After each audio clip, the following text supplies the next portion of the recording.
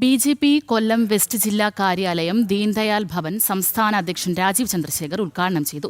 അത്യാധുനിക സംവിധാനങ്ങളോടെയുള്ള ജില്ലാ കാര്യാലയം ബി.ജെ.പിയുടെ പ്രവർത്തനങ്ങൾക്ക് കൂടുതൽ കരുത്തു പകരുമെന്നും നേതൃത്വം വ്യക്തമാക്കി.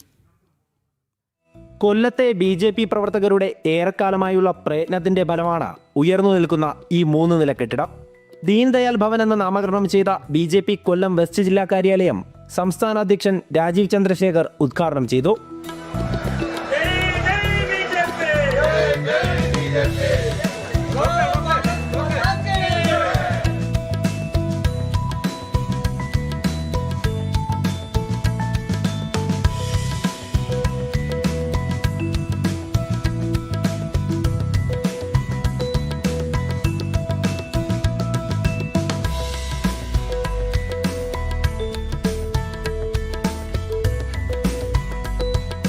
പതാക ഉയർത്തൽ, വൃക്ഷത്തൈ നടൽ തുടങ്ങിയ ചടങ്ങുകളും അദ്ദേഹം നിർവഹിച്ചു.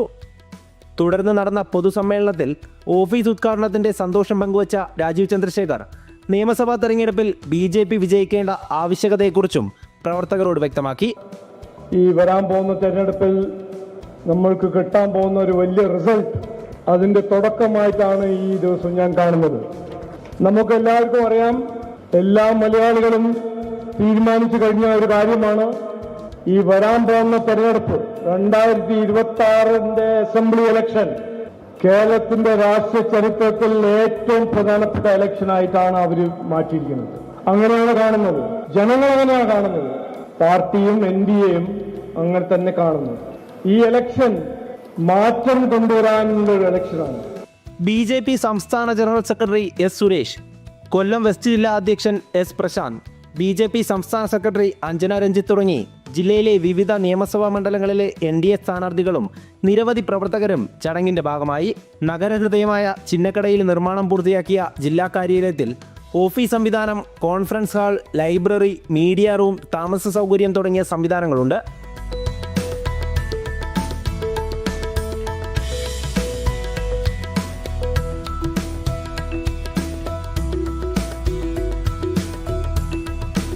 ഭാരതത്തിലെ എല്ലാ ജില്ലാ കേന്ദ്രങ്ങളിലും ബി.ജെ.പിക്ക് അത്യാധുനിക സംവിധാനങ്ങളോടെയുള്ള ആസ്ഥാന മന്ദിരങ്ങൾ വേണമെന്നതായിരുന്നു ബി.ജെ.പി. മുൻ ദേശീയ അധ്യക്ഷനും കേന്ദ്ര ആഭ്യന്തരമന്ത്രിയുമായ അമിത്ഷായുടെ തീരുമാനം. ഇന്ന് കേരളത്തിലെ പല ജില്ലകളിലും സൗകര്യപ്രദമാർന്ന രീതിയിൽ കാര്യാലയങ്ങൾ നിർമ്മാണം പൂർത്തിയാക്കിയിരിക്കുകയാണ്. ജനം, കൊല്ലം.